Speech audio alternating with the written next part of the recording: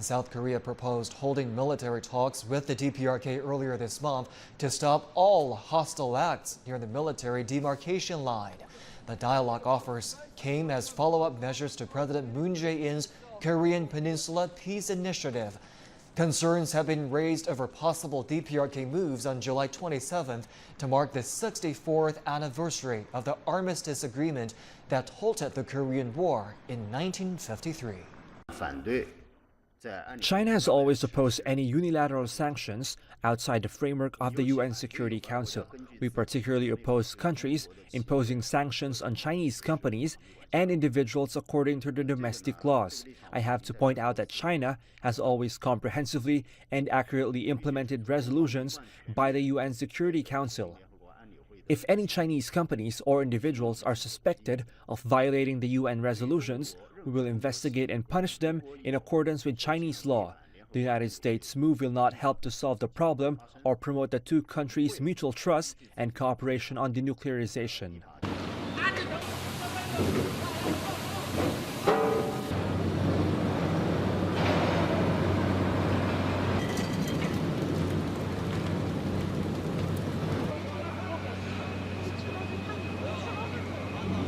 원료를 그것도 제재에도 이제 무슨 이렇게 크게 흔들림 없이 생산할 수 있는 기지를 1960년대 벌써 우리 수로님께서 세우셨다고 그게. 그래서 지금 파철이 국가적으로 없다. 뭐 이것저것 없다 그러지만은 영향도 받고 있다 하지만은 우리 제약에서는 미국 놈들이 제재 책동이 있다 하더라도 크게 영향이 없이 그 생산에서 영향받지 않고 이렇게 나가고 있지.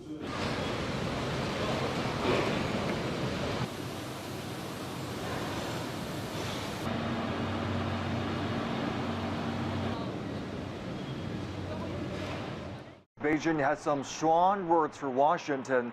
Stop dangerous and irresponsible surveillance.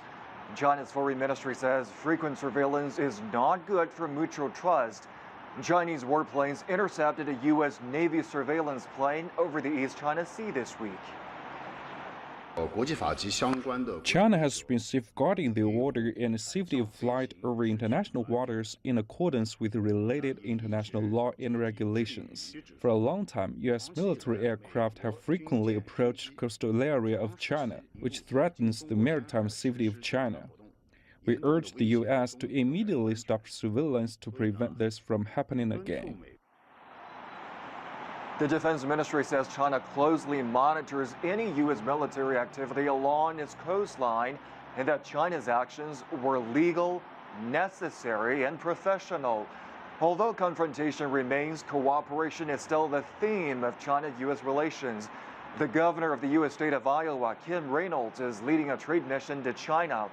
Chinese Vice Premier Wang Yang met with her in Beijing on Tuesday. Wang conveyed President Xi's greetings to the delegation and the people of Iowa. Both sides discussed cooperation in trade and agricultural sectors. The governor and her team will also travel to Shanghai and Xi'an. The visit follows the first China-U.S. comprehensive economic dialogue this month. The meeting set the course for future bilateral economic cooperation. Yeah, there are more jitters coming from the Korean Peninsula. A growing number of sources are indicating that there could be more trouble coming from North Korea very soon. U.S. officials telling Fox News that recent movement of gear at a launch site which has been used in the past for tests indicate there could be a launch tomorrow, North Korean time, that's tonight Eastern time, possibly of an intercontinental ballistic missile. It would be marking the 64th anniversary of the armistice between North and South Korea at the end of the Korean War. Now, there is also new information that indicates what could be tested by the regime of Kim Jong-un would be a re-entry vehicle for a nuclear warhead. That would be another important step to build up a dangerous arsenal there. Remember, it was earlier this month that U.S. officials believed that for the first time an intercontinental ballistic missile, an ICBM, was tested by North Korea. This, as it is looking like Pyongyang could be very close to actually having a nuclear-tipped missile that could hit mainland United States. We heard from Gordon Chang. He's a leading expert on North Korean matters. He told us this could happen next year. Also, the Washington Post today quoting the Defense Intelligence Agency of the Pentagon saying exactly the same thing. Now, Shannon, more sanctions are being discussed, which we put against North Korea, also secondary firms in China. But indications coming from the Trump administration, from the Pentagon, is that the time for diplomacy, well, it's running out. All right. Greg Palcott, Force Live in London. Thank you. Ambassador, how should we be responding to such threat? Well, I think our options are very limited after, in my view, 25 years of pursuing the wrong policy with North Korea, of trying diplomacy and sanctions to affect their behavior. It was never going to work. It didn't work through 3 successive administrations. It won't work if we try it in year 26. I think you're down now to one diplomatic option, and that is to convince China that it's ultimately in their interest to reunite the 2 Koreas. The way you eliminate the North Korean nuclear program is to eliminate North Korea. It's a hard argument to make, but I think it's doable. If we fail, we are now, because of the progress they've made, not entirely to the surprise of at least some people, that you have to ask, what will a president do when he sees an ICBM on a North Korean launch pad judged capable of reaching the United States when we don't know what's under the nose cone? Wow. Are you going to let it take off and hope it hits somewhere else? I mean, that is the real concern, and it's coming very soon. I mean, but that's what's so difficult about this is, you know, it sounds like what you're saying is we have to really explore the military option, which could leave millions of North Koreans dead because their leader doesn't care about them. Well, he doesn't care. And South Koreans he's prepared. I mean, that's what they've been. That's part of their biggest propaganda push is the West is coming. They want to kill us, and they're prepared to have millions of their citizens die. I don't know that we've faced an enemy like that. Well, that's why they're irrational in our terms, and anybody who is prepared to do that is somebody also capable, in a kind of Hitler in the bunker mentality, of attacking us, even if they know North Korea will be turned into a charcoal briquette as a result. Nobody wants to see this happen to South Koreans, but I think the chairman of the Joint Chiefs of Staff put this very well the other day. Conflict on the Korean Peninsula may sound unimaginable, and he wants to do everything to avoid it, but what's really unimaginable to him is North Korea having the ability to kill Americans with nuclear weapons, and that he will work to stop. Tensions high and getting higher on the Korean Peninsula as the world anticipates another missile test from North Korea. A U.S. defense official tells CNN another launch could happen within a week. This after a successful first test this month of an intercontinental ballistic missile that could reach Alaska. Kim Jong-un's relentless pursuit of the technology is prompting more action from the 2 most powerful countries in the world, the U.S. and China. Start in Washington, where the House of Representatives just passed a bill authorizing new sanctions against North Korea. If it passes the Senate and gets a presidential signature, the law would likely contain a wide array of measures aimed at making it harder for the Kim Jong-un regime to make money and fund its weapons program. Those are unilateral sanctions, but the U.S. is continuing to pursue international measures at the UN. U.S. Ambassador to the UN, Nikki Haley, said she was optimistic about a new draft sanctions resolution in the Security Council and the potential for China's endorsement. Considered the key vote in getting any new UN sanctions passed, China has historically hesitated to enforce overly harsh measures against its provocative ally. Whether they get on board or not, though, the Chinese appear to be reacting to the nuclear tensions another way. 2 different reports published by the military's official newspaper point to the shoring up of defenses in its northern command. That includes the 880-mile-long North Korea border. The reports say a new border defense brigade is now conducting patrols and gathering intelligence, while claiming new 24-hour video surveillance is now set up over the, quote, whole area. Analysts tell CNN both initiatives are likely focused on North Korea. We asked a government spokesman about these reinforcements. China's military has maintained normal combat readiness and training status along the Chinese-North Korean border. So apparently for China, more resources deployed on its borders is the new normal. It shows a recognition of a tense reality, further heightened this week after comments from CIA Director Mike Pompeo signaling a desire for regime change in North Korea. It would be a great thing to denuclearize the peninsula, to get those weapons off of that. But the thing that is most dangerous about it is the character who holds the control over them today. North Korea responded in its typically bombastic way, saying, quote, "Should the U.S. dare to show even the slightest sign of attempt to remove our supreme leadership, we will strike a merciless blow at the heart of the U.S. with our powerful nuclear hammer." Matt Rivers, CNN, Beijing. The United States will reportedly place sanctions on 13 officials of Venezuela's government. That would be military and state oil company people. Joining us now is John Bolton, former U.S. ambassador to the United Nations.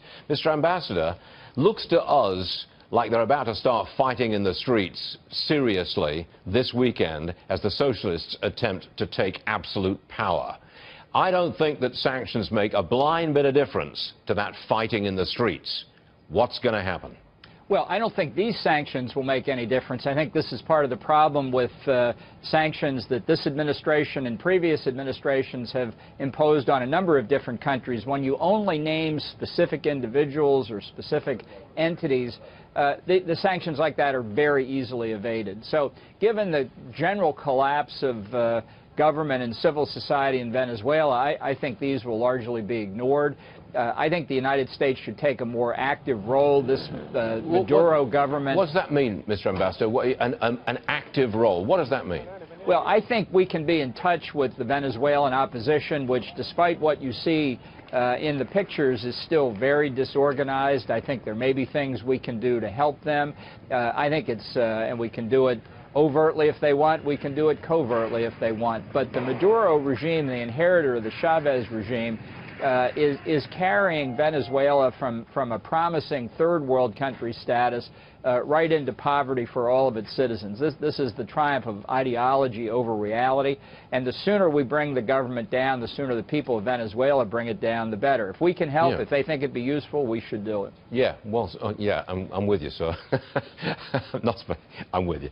Okay, American intelligence says North Korea, within a year, can perfect a rocket, a missile that will hit the United States. Now that's a shortening of the time frame, very much so, and it's a really big new threat, isn't it? Yeah, although honestly, some of us have been talking about this for a long time, saying if we don't act more vigorously, not just against North Korea, but against Iran, they will have this capability. If North Korea indeed gets this ability, Iran will have it the next day via wire transfer. We've fooled around, frankly, on these threats for 25 years, both of them, and that's why our circumstances now are so constrained. This is very bad news, make no mistake about it. But the President is taking a hard line on all of these hot spots around the world. Do you approve of that? Yes, but his bureaucracy is not. Just again last week, the decision was made to certify that Iran, for example, is in compliance with the 2015 nuclear deal, which it manifestly is not. The idea that we're going to try again to negotiate with North Korea, for example, is a complete non-starter. We've been doing this for 25 years and failed, obviously. Why does anybody think that doing it for year 26 is going to make a difference? Well, maybe there's some holdovers from the Obama team still within the State Department, still in active policy roles. Is that the reason that this is happening? That's actually a small part of the problem. You know, the State Department has roughly 70,000 employees. Trying to turn it around is like a big aircraft carrier.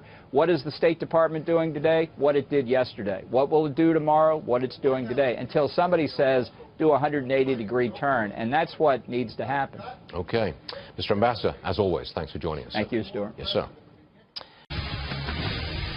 Hey there. President Trump today spoke with veterans in Ohio before heading to a rally in Youngstown, where he forcefully called for increases in military spending. You saw our budget. We're ordering billions and billions of dollars of new ships and new planes and equipment for our great soldiers. We are building it up. There's rarely been a time where we needed the protection of our incredible military more than right now, right here, and that's what we're going to do. And the speech came after a very heated day where North Korea threatened the U.S. with a nuclear attack. And a U.S. Navy ship fired warning shots at an Iranian patrol boat in the Persian Gulf. The tension meter has definitely been turned up to 11. Don't even look at it. Will lawmakers listen to the president's call for more cash? Joining me now, Iraq combat veteran and KFI AM 640 radio host, Brian Suits. So, Suits, what do you make of the threat from North Korea? Last week, CIA Director Mike Pompeo was talking potentially about regime change for the Norks, and they said, should the U.S. dare to show even the slightest sign of attempt to remove our supreme leadership, we will strike a merciless blow at the heart of the U.S. with our powerful nuclear hammer. They are telegraphing their punches because they know that we will take it. They know that we are unprepared for a conflict on the Korean Peninsula, and they're playing it to the absolute hilt. All right, are they prepared for a conflict on the Korean Peninsula? And if so, how so? That's the scary part. They are. They've been doing it for 60 years. This is like we got a tiger cub 20 years ago, and we thought that it would stay cute, but it kept eating, knowing full well that it will grow up into a tiger cub, and it is now a tiger cub. And they spent 60 years tunneling and building shelters, etc. They would not have done this, and I don't think enough Americans understand this. They would not have done this if they were not prepared to actually use them. These are no longer tests. Yeah. These are drills. Yeah, but the shelters are only going to hold a small percentage of their population. A large percentage of their population are in labor camps. What happens to those people? Are they terminated, or does it become a refugee crisis? That government doesn't care. I mean, honestly, that's what we're dealing with. They are really, truly sitting down, doing the math on how to survive a counterstrike by the United States. This is part of their calculation, and they have been playing strip poker with us, and we've taken our pants off. They are prepared to use 3, 4, 8, 9 nuclear weapons against Japan, South Korea, Okinawa, and my house. And they know that the United States will not retaliate, and we're not prepared in 2017 to combat this country and change the regime there. The downside is just too big. All right, let's talk a little bit about veterans today. The president addressing a big group in Ohio. The president does have his adversaries and his enemies. He calls them out on Twitter every day. Do men and women who wear the uniform still support this president? My sense is that there are a lot more people on the fence than there were. Senior people, career people are getting a lot more leery about him. Younger people still do like him because they like what he says. But when he delivers for the VA, that would be great. If it turns into a voucher program, that would be perfect for like the 9/11 generation and on, everyone who was wounded. You know, in Iraq. If we got vouchers, that would be great, and he would get all of our votes. But we do want to see, just like with Obama, we want to see results. Show me clinics out there in suburban areas, or show me vouchers in the mail where I can go to an actual doctor. All right, well, we'll see what the president